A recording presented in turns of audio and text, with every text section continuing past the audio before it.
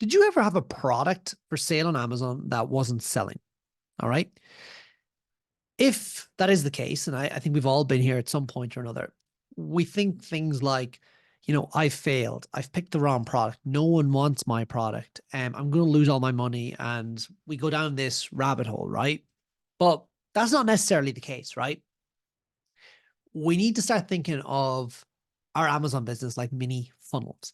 Now, you're probably wondering, well, what are mini funnels? So funnel is, you've probably seen, like, say if you're putting fuel into a tank, it's wider at the top, it's narrow at the bottom. The idea is that you can throw a lot of fuel into the funnel and it will slowly come out the bottom in a controlled manner, right? Our Amazon listings are kind of the same.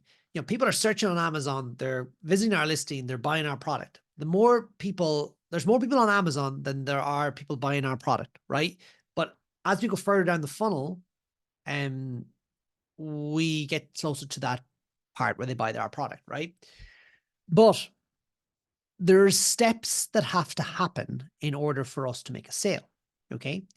So let's start at the very, very top, right? And if you can start thinking about it this way, you can probably figure out where your listing is going wrong, if it is going wrong.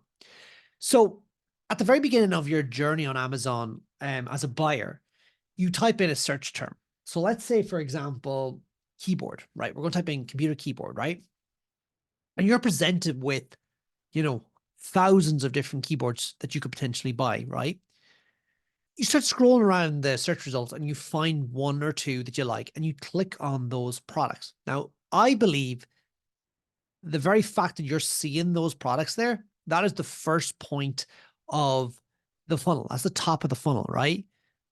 Then when you click on the product, that's the second point in the funnel, right? So hear me out. Sometimes we have products and they're not ranking and they're not showing up, right? Even for search terms that they should show up for. That means if no one can find our product, no one's going to actually have a look at our listing and make the decision whether to buy or not, right? So our first job as Amazon sellers has to be making our product available to those people that are searching for that item. Okay. That means potentially we need to make sure that it's organically ranking for certain search terms, but also that maybe we're pushing it with PPC, right?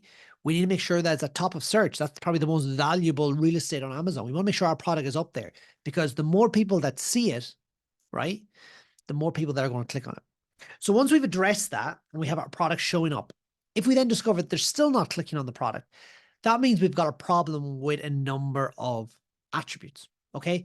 That could be the image, the hero image. It could be the title. It could be the price, or it could be the reviews, or it could be the type of fulfillment, right? So we want to make sure that all those attributes are pushing towards making someone click on the product by making it stand out basically above the competition, right? So we can do split tests between our hero images, right? So we can try two different hero images, right? Maybe leave it running for 7 days on one image, 7 days on the other, right? Or we can do A/B split testing inside Amazon, which basically means that Amazon monitor, they present both variations to consumers. Whichever one has the highest click-through rate ultimately is the winner, right? But it's not just that. We think about our title. As I said, we want to make sure the title is also attracting people. We want to think about the pricing. We want to think about all this to get people to click on our product. Now, once we have people seeing our product and then clicking on our product, we want to make sure that the actual listing is really well optimized. Now, we can do this by building on those other attributes I just spoke about, like the title and the image and all that. We can make sure we have really good additional imagery. We want to make sure we have really good A+ content. We want to make sure that, our bullets are positive, describing the product and what the consumer might be thinking and addressing their questions. We want to make sure that we have good fulfillment, and we want to make sure that we have good reviews. We can make sure all of them are good. That means the people that are coming onto our listing are more likely to convert to customers, right? That's it.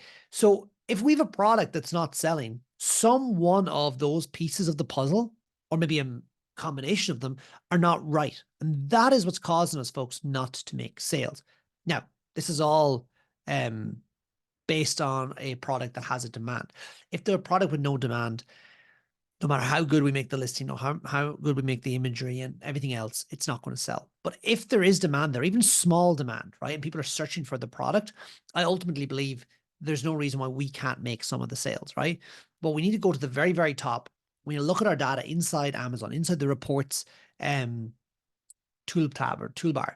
We want to look at these data like number of sessions, like unit session percentage that shows basically what percentage of people that visit the listing page actually buy. We want to look at all these things and just make sure that, you know what, people are moving through that funnel from, discovery on the search results page to clicking on the item to moving through to a customer.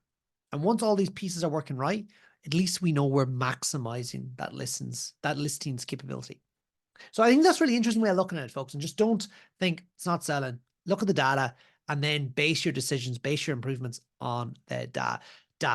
Guys, if you're enjoying this, if you want to hear more of these videos, more of my thoughts, like I'm literally launching products all the time. We're doing this all the time. We see the benefit of it. Just go up to the description or the bio or whatever, and there's ways we can work together, or just put some questions down in the comments. I'm happy to help, happy to inspire you, and happy to be your mentor. But nonetheless, folks, thank you so much, and I'll talk to you soon. Take care.